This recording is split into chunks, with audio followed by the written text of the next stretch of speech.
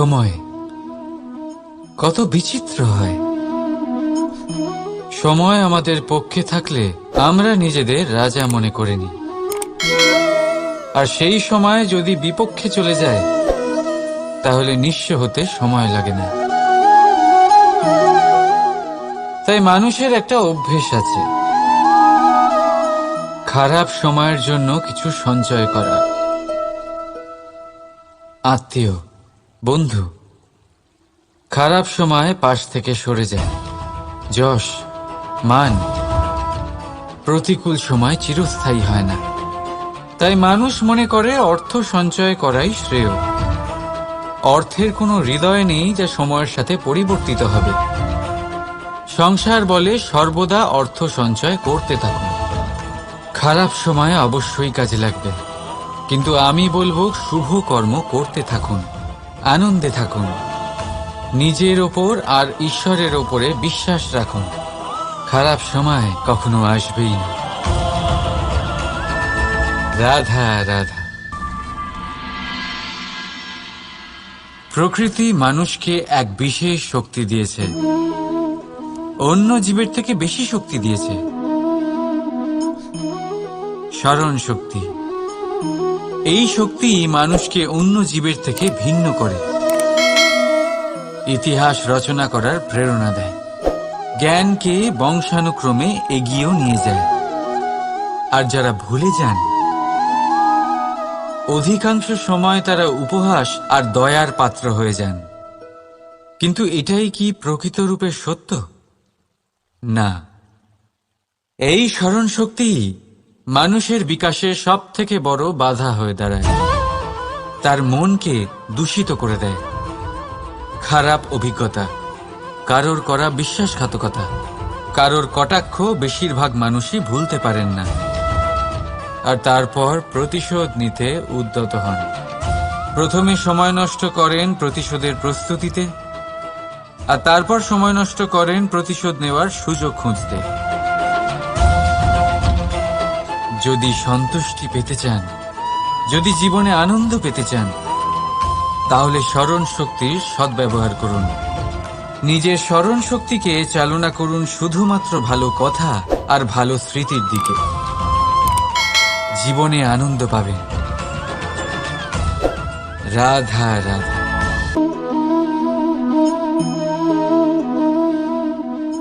আপনার কি মনে হয় আমি কি করছি? আপনি বলবেন আমি প্রদীপ জ্বালাচ্ছি। সঠিক, কিন্তু প্রশ্ন হচ্ছে যে আমি কি আপনাকে বলেছি যে একে প্রদীপ বলা হয়? না। এই প্রদীপ কি নিজেই নিজের পরিচয় আপনাকে দিয়েছে? না। তাহলে আপনি কি করে জানলেন যে একে প্রদীপ বলা হয়? উত্তর হচ্ছে প্রকাশ, যে স্বয়ং জ্বলে অন্ধকারের মধ্যে সংসারকে পথ দেখায়, সেটাই প্রদীপ। যা নিরাশার মাঝে আশার আলো প্রদর্শন করে, সেটাই প্রদীপ। অপর দিকে আছে সাপ, যাকে না দেখেও তার ফনার আওয়াজ শুনেই লোকে ভয় পেয়ে যায়। তার মানে ব্যক্তির পরিচয় তার কর্মের দ্বারা পাওয়া যায়। তাই আপনার এটা বলার প্রয়োজন নেই যে আপনার পরিচয় কি। এটা আপনার কর্মই নিশ্চিত করবে যে লোকে আপনাকে প্রদীপ ভেবে ভালোবাসবে নাকি সাপ ভেবে ভীত হয়ে থাকবে। রাধা রাধা। আপনি কি ওই মাকড়সার জাল দেখতে পাচ্ছেন? মাকড়সারা ভীষণ পরিশ্রম করে এটা তৈরি করে। নিজের শরীরের রস দিয়ে এই জাল বোনে। আপনি কি এটার উদ্দেশ্য জানেন? আসলে মাকড়সা এই জালে ছোট কীটপতঙ্গ ধরে তাদেরকে খাদ্যরূপে গ্রহণ করে। কিন্তু আপনি কি এই কথা জানেন যে একদিন মাকড়সা নিজেই নিজের জালে জড়িয়ে মৃত্যুবরণ করে থাকে? বলুন কি করেন আপনি এই জাল দেখতে পেলে? দেখতে পেলেই মুছে ফেলেন এর অস্তিত্ব, তাই না? তেমনি অন্যদিকে পাখির বাসা। পাখিরাও ভীষণ পরিশ্রম করে এটা তৈরি করে, কিন্তু যদি পাখি একদিন এটা ছেড়ে চলে যায় তাহলেও লোকে এটা নষ্ট করে দেয় না। কারণটা কি? এর কারণ হলো এর নির্মাণ জীবন সঞ্চারের জন্য করা হয়েছিল, নষ্ট করার জন্য নয়। তাই মনে রাখবেন, জীবনে আপনার পরিশ্রম যতই বেশি হোক না কেন, যদি আপনার লক্ষ্য শুভ না হয় তাহলে আপনারও বিনাশ নিশ্চিত।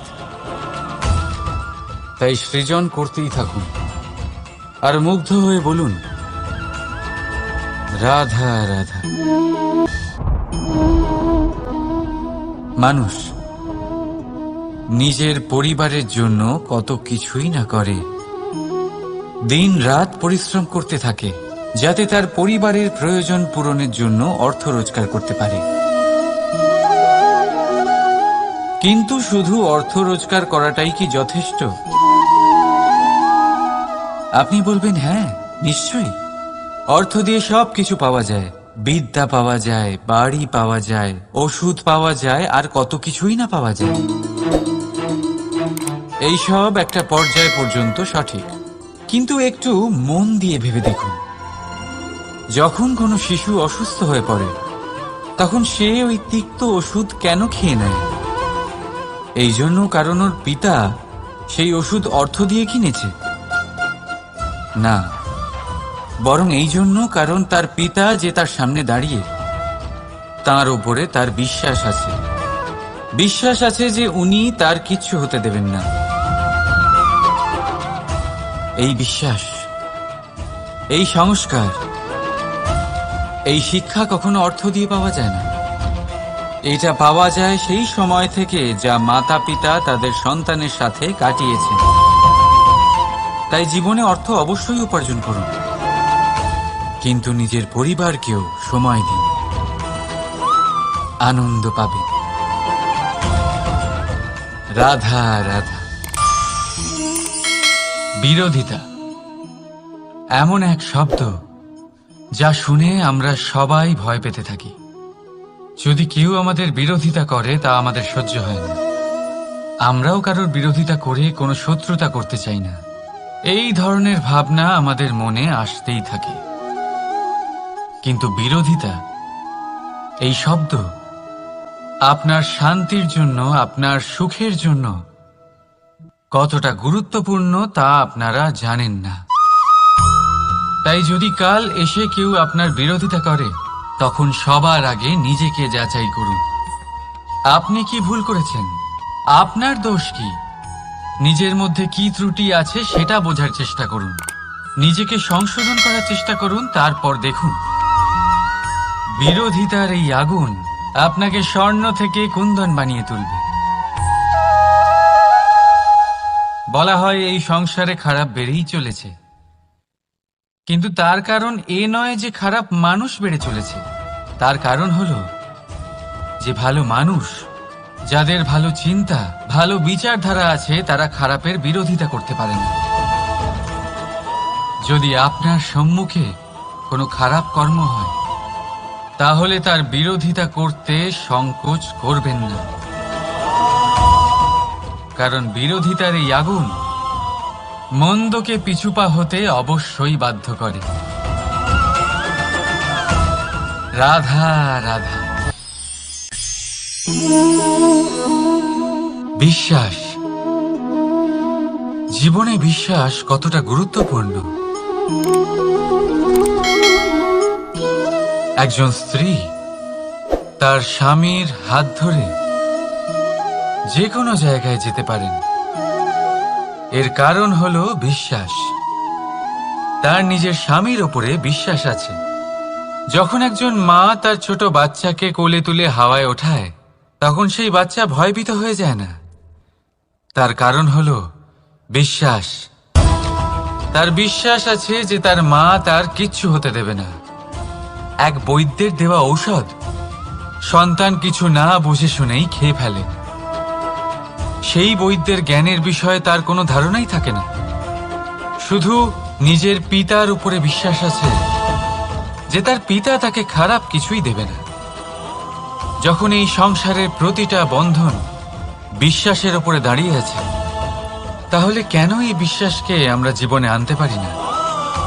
আপনি নিজেই দেখুন, এই বিশ্বাস নিজের জীবনে এনে দেখুন, সবকিছু আরো সুন্দর হয়ে যাবে।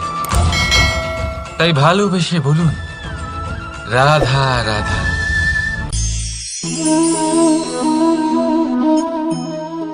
অহংকার, এই শব্দটা সবাই শুনেছেন।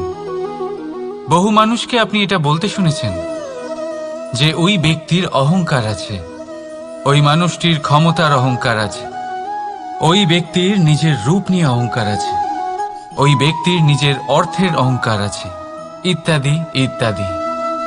কিন্তু এই অহংকার, এর অস্তিত্ব হয় কি করে? এবারে একবার এই হাতটা দেখুন। যদি এই হাতের 5 আঙ্গুল উঠে দাঁড়ায়, আশীর্বাদ। আর যদি এই হাতের 5টা আঙ্গুল একসাথে মুঠো হয়ে যায়, শক্তি, সংকটের বিরুদ্ধে ঢাল। কিন্তু এই একটা আঙ্গুল সংকটের কারণ হয়ে দাঁড়াতে পারে। এই একটা আঙ্গুল শত্রুকে আহ্বান জানায়। এবার অহংকার বলে এই শব্দটাই দেখে নিন। আমাদের থেকে আলাদা হয়ে গেলে হয় অহং। অহং অর্থাৎ ব্যক্তির মনে হয় যে সে আপনদের থেকে, নিজের বন্ধুদের এবং সঙ্গীদের থেকে, নিজের পরিবারের থেকে অনেক উপরে, অনেক শ্রেষ্ঠতর সে। কিন্তু মনে রাখবেন, এই অহংকার কোনো ব্যক্তির অস্তিত্বের বিনাশের প্রথম ধাপ। তাই ঝেড়ে ফেলে দিন এই অহংকারকে, আর বিশ্বাস করুন আমাদের ওপর, কারণ তখনই আপনি শান্তি পাবেন। আর সেই শান্তির সাথেই বলে উঠবেন, রাধা রাধা।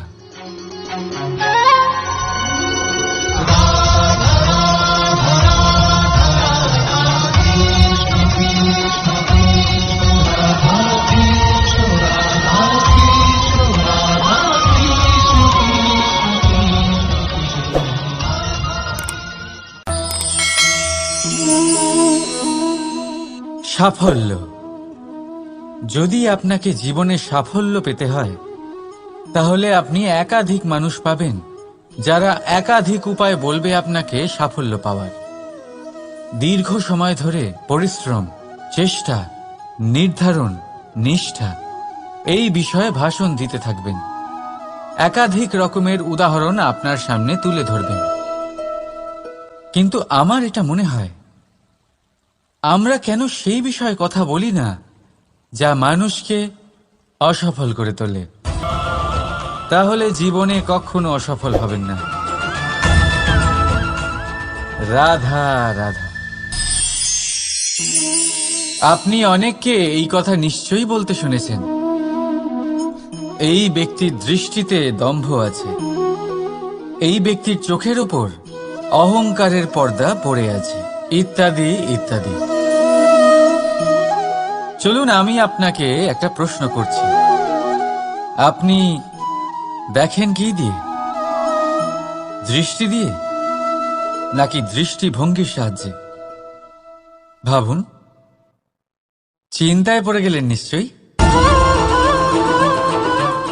দৃষ্টি যে কোনো বস্তুর বা যে কোনো মানুষের শুধু বাইরের রূপটা দেখায়, যেখানে দৃষ্টিভঙ্গি আপনাকে সোজা আসল পরিচয়ের সাথে সাক্ষাৎ করায়। উদাহরণ হিসেবে চন্দ্র। চন্দ্র আমরা সবাই দেখেছি।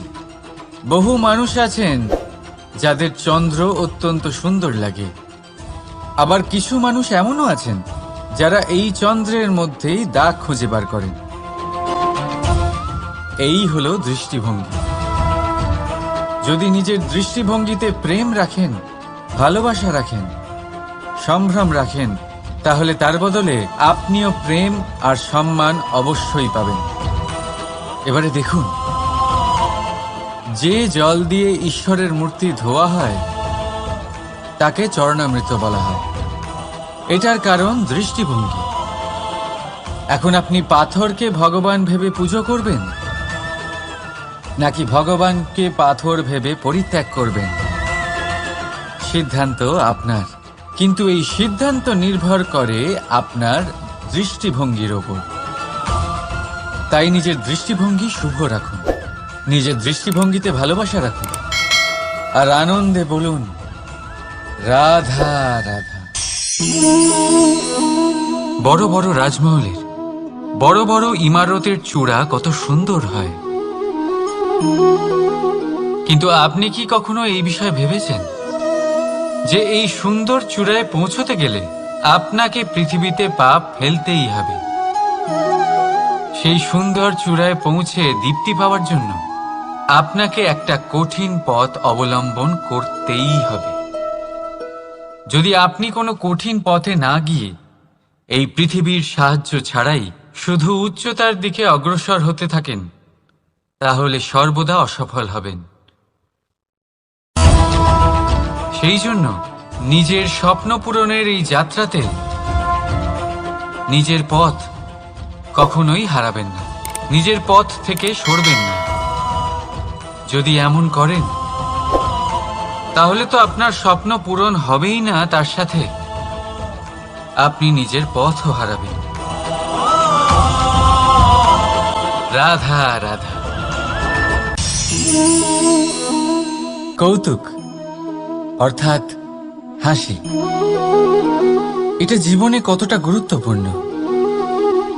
আমরা সর্বদাই হাসতে চাই, আমরা সর্বদা অন্যের মুখে এই হাসি দেখতে চাই। কিন্তু এই কৌতুক অনেক প্রকারের হয়, আর এই কৌতুকের ভিত্তি কি সেটাও খুব গুরুত্বপূর্ণ। কৌতুক কেবল তখনই পাবেন যখন তা শুদ্ধ মন থেকে আসবে।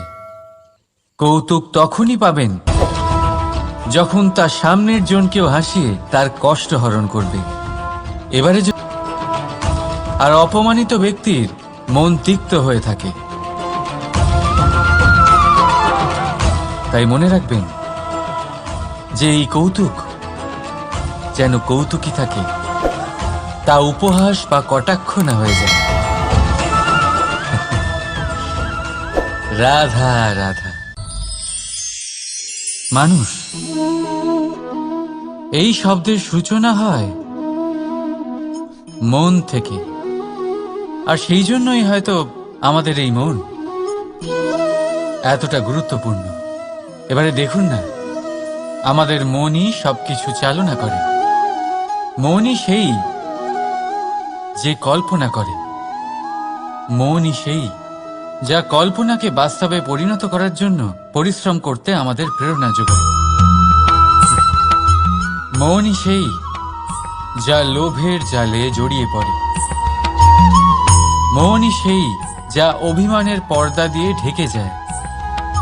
আর এই মনই সেই যা আপনাকে বিনাশের দিকে টেনে নিয়ে যেতে পারে। কিন্তু যদি তা পরোপকার করার ইন্ধন পায়, তাহলে এমন কোনো মহান কাজ নেই যা আপনি করতে পারবেন না। কিন্তু এই মন কি? এটা বোঝানো যায় দুটো শব্দের মাধ্যমে, দুটো সহজ শব্দ। প্রথম,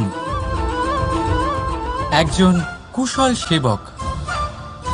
দ্বিতীয়, একজন সংকটপ্রবণ মালিক। যদি আপনার এই মন আপনার নিয়ন্ত্রণে থাকে, তাহলে সে হলো আপনার সেবক। তাই আপনার অস্তিত্ব আছে। কিন্তু যদি আপনার মন আপনার কর্মের ওপরে নিয়ন্ত্রণ করে, তাহলে এই মন আপনার মালিক, আর তখন আপনার বিনাশ নিশ্চিত। তাই নিজের এই মনকে নিয়ন্ত্রণে রাখুন, কিন্তু ভালোবেসে। আসুন আমার সাথে আনন্দে বলুন রাধা রাধা। এই সূঁচ দেখতে পাচ্ছেন আপনি? এটা শুদ্ধ লোহা দিয়ে তৈরি, বস্ত্র সেলাই করার কাজে লাগে, অস্ত্রোপচারে কাজে লাগে। কিন্তু আপনি কি কখনো ভেবে দেখেছেন এই সূঁচ কিভাবে তৈরি হয়? লোহার এক বড় অংশকে পিটিয়ে পিটিয়ে টেনে টেনে তাকে পাতলা বানানো হয়। এরপরেই আমরা পেয়ে থাকি সূঁচ। ভাবুন, যদি লোহার টুকরোতে অনর্গল প্রহার করার ফলে একটা লোহার টুকরো সূঁচে পরিণত হয়, তাহলে আমাদের জীবনে অনর্গল চেষ্টা করার ফলে জীবনের সমস্ত অংশকে আমরা কত প্রভাবশালী কাজে পরিণত করতে পারি।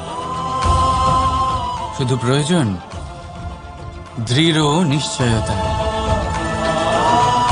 তাহলে আসুন আমার সাথে ভালোবেসে বলুন, রাধা রাধা। জীবনে আপনি এরকম মানুষও দেখবেন যারা এটা বলে, ভাবে, নিজেকেও বলে যে উনি সেই এমন ব্যক্তি যার মতো আমি হতে চাই। ঠিক আছে, কারোর থেকে প্রেরণা নেওয়াটা কোনো ভুল নয়, কিন্তু কখনো কখনো এই প্রেরণা গুরুত্বহীন হয়ে যায় আর আমরা শুরু করে দিই সেই ব্যক্তিকে নকল করতে। এখানেই থেমে যায় আমাদের উন্নতি। এবারে দেখুন, সংসারে শত কোটি রঙের ফুল আছে, কিন্তু তারা কখনো একে অপরকে নকল করে না। নকল করে না তাদের রং, নকল করে না তাদের সুগন্ধ। তাহলে আমরা করি কেন? প্রতিটা ব্যক্তির মধ্যে কোনো না কোনো প্রতিভা অবশ্যই থাকে, যা ফুটিয়ে তোলার সঠিক সময়ও আমাদের কাছে থাকে। কিন্তু সেই মানুষ সেই প্রতিভা নির্মাণ করার পরিবর্তে সময় নষ্ট করে অন্য কারোর মতো হওয়ার জন্য, কাউকে নকল করার জন্য। এটা করবেন না। সময়কে ব্যবহার করুন নিজের অস্তিত্ব নির্মাণ করার জন্য। কারণ কারোর ছায়া হওয়ার থেকে ভালো আপনি কারোর জন্য প্রেরণা হয়ে উঠুন। রাধা রাধা। আমরা সকলে পাথুরে রাস্তা এড়িয়ে চলি, কারণ এই পথের পাথর আমাদের যাত্রা আরো কঠিন করে তোলে, আমাদের পা আহত করে দেয়। কিন্তু একটা গুরুত্বপূর্ণ কথা আমরা ভুলেই যাই, এই কঠিন পথই না শুধু আমাদেরকে নিজেদের দুর্বলতার সাথে পরিচয় করায়, বরং আমাদের শক্ত হওয়ার প্রেরণাও দিতে থাকে। সময়ের সাথে ঠিক এমনটাই হতে থাকে। সবাই ভালো সময়ের অপেক্ষা করতে থাকেন, ভালো সময়ের জন্য পরিশ্রম করেন, তার জন্যই চিন্তা করেন, কিন্তু ভুলে যান যে ভালো সময় বহুবার আমাদের বিবেক নষ্ট করে দেয়। সেখানেই খারাপ সময় আমাদের বুদ্ধিকে সঠিক পথে চালিত করে। রাধা রাধা। ঘোড়াকে যতই প্রশিক্ষণ প্রদান করুন, তার মুখে লাগাম তো পরাতেই হবে। একজন ভালো চালক সেই ঘোড়ার লাগাম মাঝে মাঝে টেনে ধরে, তাকে সঠিক পথে চালিত করতে, যাতে সেই ঘোড়া দিগ্ভ্রান্ত না হয়। এবার একটু ভাবুন, ঠিক এরকমই হয় আমাদের মন।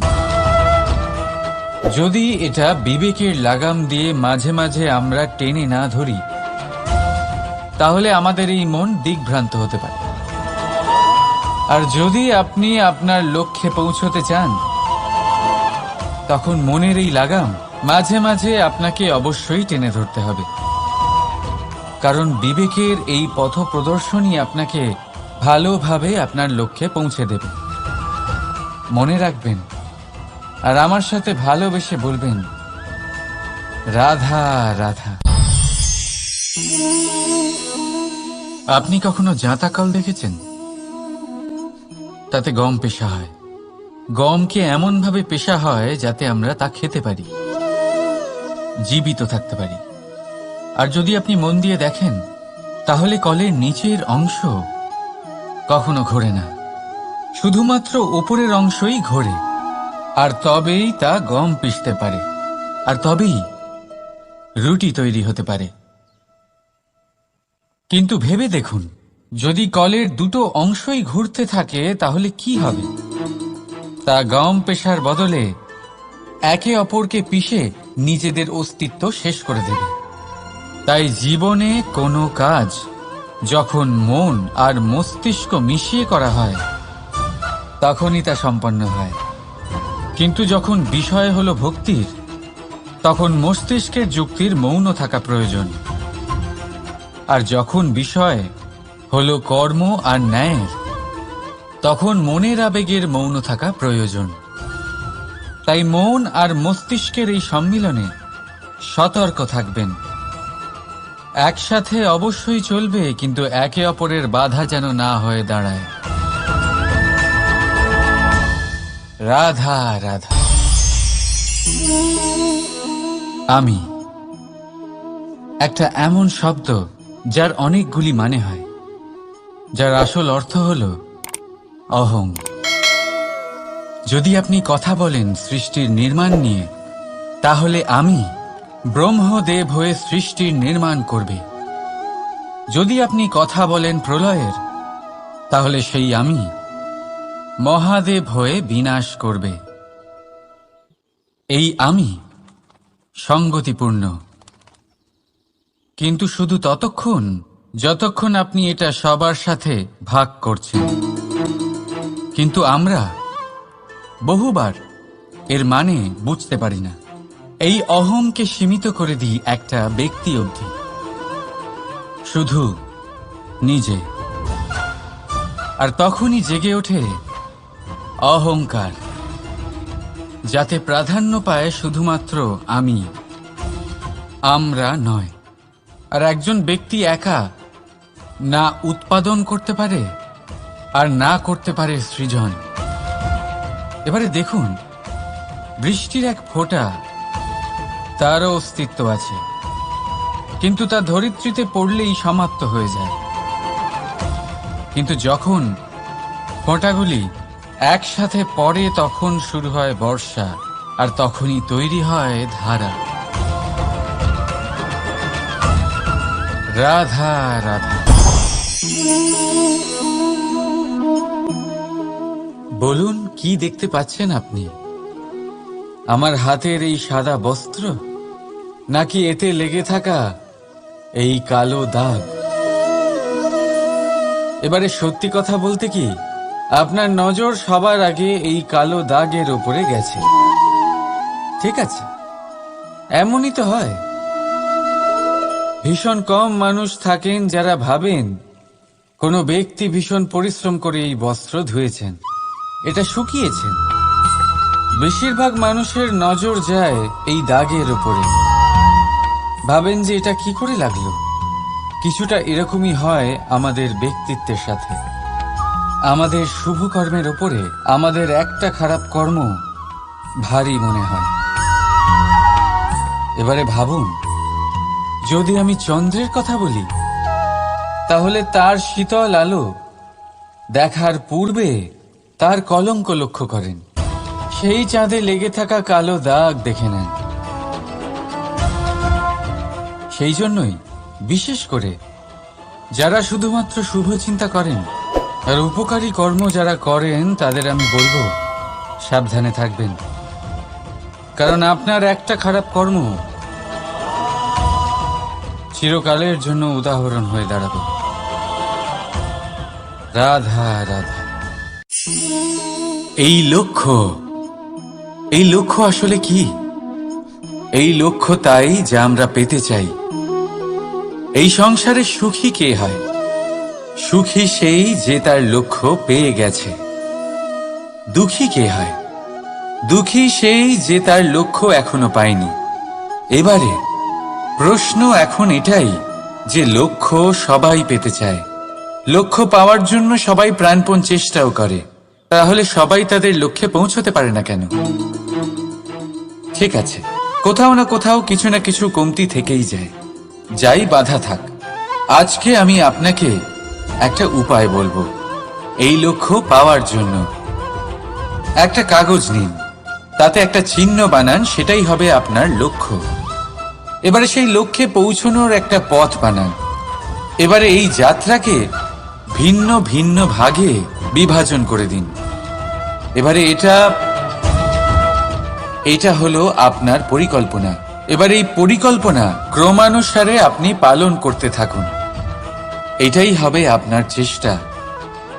এবার এইভাবে যদি আপনি চেষ্টা করতে থাকেন, যাই আপনার কল্পনা হোক না কেন, তা বাস্তব অবশ্যই হবে। তাহলে এই কল্পনাকে বাস্তবে রূপান্তরিত করুন। এইভাবেই নিজের পরিকল্পনা পালন করতে থাকুন। আপনার যাই কল্পনা থাকুক বা যাই লক্ষ্য থাকুক, তা বাস্তবে পরিণত হয়ে আপনার হাতে অবশ্যই আসবে। রাধা রাধা। মোহ। শাস্ত্রে লেখা আছে যে মোহ শুধু সেই ব্যক্তিকেই নয়, বরং সেই আরেক ব্যক্তিকেও বিনাশ করে দেয় যার ওপরে সেই মোহ আছে। এবারে লোকে কি করেন, এই শাস্ত্রে লেখা কথাগুলি শুধু শাব্দিক অর্থে নেন। এই মোহ দেখুন, এটা শুভও হতে পারে, শুধু এর রূপ ভিন্ন ভিন্ন হয়। এটা ভালো করে বুঝতে হবে। এবারে মোহ যদি কোনো বস্তুর উপরে থাকে, তাহলে তা লালসা হয়ে যায়। মোহ কোনো বিশেষ ব্যক্তির উপরে হয়ে গেলে তা প্রেম নয়, আকর্ষণ হয়ে যায়। মোহ কোনো চাহিদার উপরে হয়ে গেলে তা বাসনা হয়ে যায়। মোহ বিজয়ের উপরে হয়ে গেলে তা কুণ্ঠা হয়ে যায়। মোহ নিজের সংস্কৃতির উপরে হলে আপনাকে সংস্কৃতির রক্ষক বানায়। যদি এই মোহ নিজের গুণের উপরে হয়, তাহলে সেই শিল্প দ্বারা আপনি এই সংসারে অদ্ভুত সব কাজ করতে পারবেন। এবারে এটা আপনার উপরে নির্ভরশীল যে এই মোহকে আপনি সৃজনের আধার বানাতে চাইবেন নাকি বিনাশের অস্ত্র বানাতে চাইবেন। ভেবে দেখুন, সিদ্ধান্ত আপনার। রাধা রাধা। বাবার এক মিত্র ছিলেন, বড়ই দুঃখী ছিলেন, বিপদে পড়েছিলেন। কি করবেন? ব্যবসা ভালোভাবে চলছিল না, বাড়িতে শান্তি ছিল না, সমস্ত জায়গায় ক্ষতি হচ্ছিল। তাই উনি একজন জ্যোতিষীকে দেখালেন। জ্যোতিষী বললেন, আপনার যে বাড়ি আছে সেটা আপনার জন্য অশুভ, আপনার এই বাড়ি পাল্টে ফেলুন। উনি বাড়ি পাল্টে ফেললেন, তবুও ওনার সমস্যার সমাধান হলো না। তারপর একজন জ্ঞানী ব্যক্তি ওনাকে বললেন যে আপনার জামা কাপড়ের যে রং, সেটা বিপদকে আমন্ত্রণ জানাচ্ছে, এই জামা কাপড়গুলিকে পাল্টে ফেলুন। উনি সেগুলো পাল্টে ফেললেন, তাও সমস্যার সমাধান হলো না। আবার একজন জ্ঞানী ব্যক্তি বললেন যে আপনার আশেপাশে যে মানুষজন রয়েছে, তারা এটা চায় না যে আপনি সফল হন, তারা আপনার ক্ষতি চায়, তাদের সাথে সমস্ত সম্পর্ক ভেঙে ফেলুন। তো উনি সম্পর্ক ভেঙে ফেললেন, কিন্তু তাতেও ওনার জীবনে কোনো পরিবর্তন এলো না। তার মানে তিনি বাড়ি পাল্টালেন, জামা কাপড় পাল্টালেন, সম্পর্ক পাল্টালেন, যেটা পাল্টালেন না তা হলো স্বভাব। এই যে স্বভাব, এটা অত্যন্ত গুরুত্বপূর্ণ। এই স্বভাবই আপনার ব্যক্তিত্ব তৈরি করে। তাই নিজের স্বভাব শুধরে ফেলুন, তাতে ভালো পরিবর্তন আনুন, সব কিছু ভালোই হবে। রাধা রাধা। ক্রোধ। লোকে বলে যে এই ক্রোধ পাপেরই মূল, কিন্তু সত্যি কি এই ক্রোধ পাপের মূল? একটু ভেবে দেখুন, এই ক্রোধ বাস্তবে আসলে কি? এই ক্রোধ একটা অনুভূতি যা আপনার মধ্যে হঠাৎই অসীমিত তেজ সঞ্চালন করে। এবারে আমি আপনাকে কিছু উদাহরণ দিচ্ছি যাতে আপনি বুঝতে পারেন যে ক্রোধ আপনার জন্য ভালো কি না। যদি কারোর সাথে অন্যায় হয় আর এটা দেখে আপনার ক্রোধ হয়, আর এই ক্রোধ আপনাকে তার সাহায্য করতে প্রেরণা যোগায়, তাহলে এই ক্রোধ অবশ্যই ভালো। যদি কোথাও আপনি দেখেন যে কোনো নারীর উপরে অত্যাচার হচ্ছে আর সেটা দেখে আপনার ক্রোধ হয়, আর এই ক্রোধ আপনাকে তার সাহায্য করতে সাহস যোগায়, তাহলে এই ক্রোধ অবশ্যই ভালো। যদি এই সংসারে কোথাও আপনি কোনো অনৈতিক কাজ বা ছলনা দেখেন আর আপনার তাতে ক্রোধ না হয়, কিছুই অনুভব করেন না, তাহলে এটা কাপুরুষতা। তার মানে এটাই যে আপনি আপনার মনুষ্যত্ব হারিয়ে ফেলেছেন। তাই এটা বোঝার চেষ্টা করুন, আপনার ক্রোধের তেজের ব্যবহারের ওপরে নির্ভরশীল হল এই ক্রোধ আপনার জন্য পাপের সমান, নাকি এই ক্রোধ আপনার জন্য পুণ্যের স্থাপক। রাধা রাধা। অভিমান, আত্মসম্মান, অহংকার, দেখতে গেলে এই তিনটি শব্দ ভিন্ন ভিন্ন, কিন্তু এর মূল আধার একই, আত্মসম্মান। এবার যদি কথা বলি আপনার শরীরের, আপনার সংস্কৃতির, আপনার সম্পর্কের, তাহলে অভিমান থাকা স্বাভাবিক। এবার যদি কথা বলি আপনার ব্যক্তিত্ব নিয়ে, আপনার আদর্শ নিয়ে, আপনার বিচারধারা নিয়ে, তাহলে আত্মসম্মান হলো একটা গুণ। যদি এইভাবে বলা হয় যে আমি এই কার্য কারোর সাহায্য ছাড়া, সহযোগিতা ছাড়াও করতে পারি, তাহলে এটা আত্মসম্মান, আর এটা সঠিক। যদি এভাবে বলা হয় যে আমি এই কার্য কারোর সাহায্য ছাড়াই বা কারোর সহযোগিতা ছাড়াই করে ফেলেছি, তাহলে এটা অভিমান, এটাও সঠিক। কিন্তু এই কার্য শুধুমাত্র আমিই করতে পারি আর কেউ নয়, এটা অহংকার। তাহলে এই শব্দ এবং তার অর্থ বোঝার চেষ্টা করুন, জীবন ধারণের এক নতুন পথ খুঁজে পাবেন। রাধা রাধা। সংসারে প্রত্যেক ব্যক্তি কোনো না কোনো রূপে ঈশ্বরকে মানে, কেউ মূর্তি রূপে, তো কেউ তত্ত্ব রূপে, কেউ ভাবনা রূপে, আবার কেউ স্বভাব রূপে। কেউ নিজের মধ্যে পরমাত্মা খোঁজে, আবার কেউ অন্যের মধ্যে। কারোর কাছে জ্ঞানই পরমাত্মা। সংসারে প্রত্যেক মানুষই কোনো না কোনো রূপে তার ঈশ্বরকে পেয়েই যান। কিন্তু একটা কথা বলবো, ঈশ্বর প্রথমেই নিজের একটা স্বরূপ পৃথিবীতে আপনার কাছে পাঠিয়ে দিয়েছেন। সেই স্বরূপ হলো আপনার মাতা, আপনার মা। সেই মা যিনি আপনাকে জন্ম দিয়েছেন, আপনাকে বাঁচতে শিখিয়েছেন, আপনাকে সংস্কার দিয়েছেন। যদি আপনি কখনো কোনো অনুচিত পথে অগ্রসর হয়েছেন, তখন তিরস্কার করে আপনাকে সঠিক পথে এনেছেন। যদি আপনি এই সংসারে অসফল হয়েছেন, তখন তার আঁচলের উষ্ণতা দিয়ে আপনাকে আশ্বাস জুগিয়েছেন। সেই সমস্ত কাজ করেন এই মা, যা ঈশ্বরও করেন। সেই জন্য মনে রাখবেন যে এই সংসারে আপনার সবচেয়ে প্রথম ঈশ্বর যদি কেউ থাকে, তাহলে তা আপনার মা। প্রত্যেক প্রতিমাতে ঈশ্বর নাই থাকতে পারে, কিন্তু প্রত্যেক মায়ের মধ্যে ঈশ্বর অবশ্যই থাকে। রাধা রাধা।